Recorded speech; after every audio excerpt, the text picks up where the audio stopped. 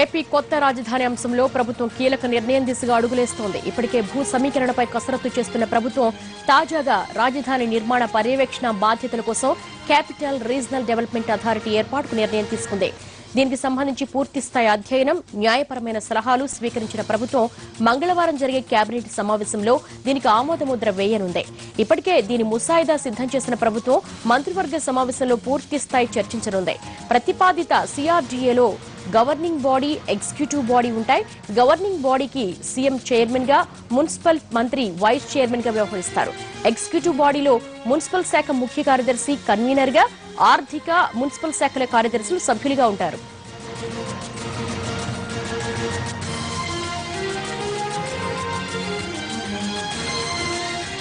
సిఆర్డీఏలో మరో 2 విభాగాలు కూడా ఉంటాయి. సిఆర్డీఏను కూడా 2 విభాగాలు చేసి, ఒకటి క్యాపిటల్ సిటీ, రెండోది క్యాపిటల్ రీజన్. క్యాపిటల్ సిటీలో మొత్తంగా ప్రభుత్వం ఇప్పటికే ప్రకటించిన విధంగా 29 గ్రామాలుంటాయి.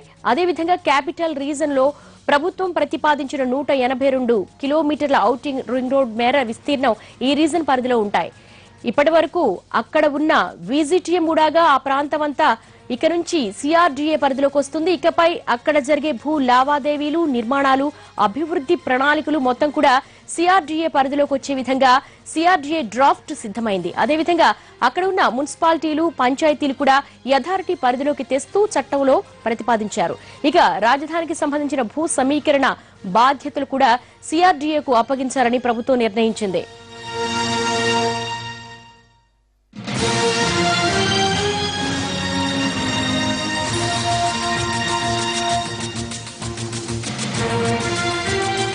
కేబినెట్ మీటింగ్ లో సిఆర్డీఏ ముసాయిదా ఆమోదం పొందాక రాజధాని ప్రాంతాన్ని అధికారికంగా గుర్తిస్తూ ప్రభుత్వం ఆర్డినెన్స్ జారీ చేయనుంది. రాజధాని ప్రాంతాన్ని పూర్తిగా సిఆర్డీఏ పరిధిలోకి తెస్తూ గెజిట్ విడుదల చేయబోతోంది. రాజధాని కోసం భూములిచ్చే రైతులకు ప్యాకేజ్ ఇచ్చే బాధ్యతతో పాటు కొత్తగా చేపట్టే ప్రతి నిర్మాణం, అభివృద్ధి ప్రణాళికల్ని అథారిటీ కొనసాగించబోతోంది. సిఆర్డీఏకు మూలధనం కూడా కేటాయించాలని ప్రభుత్వం నిర్ణయించింది. రేపటి కేబినెట్ మీటింగ్ లో సిఆర్డీఏకు సంబంధించిన పూర్తి విధి విధానాలను ఖరారు చేస్తారు.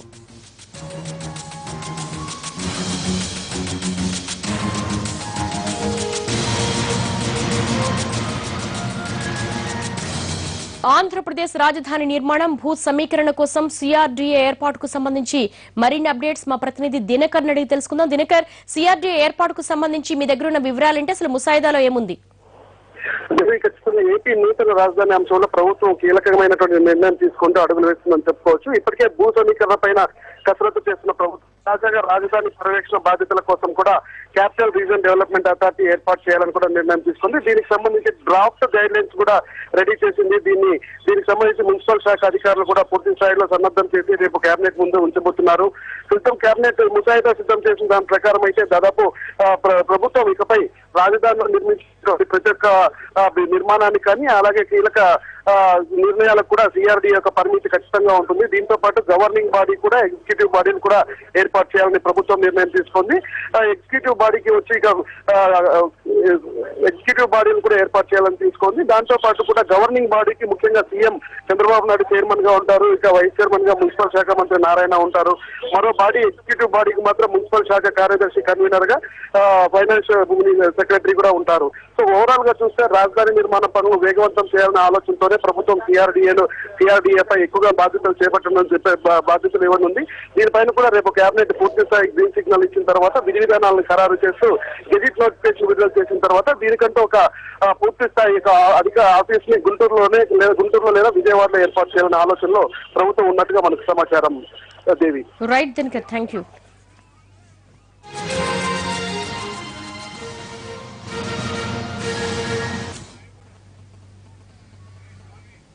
ఇవి బులెటిన్.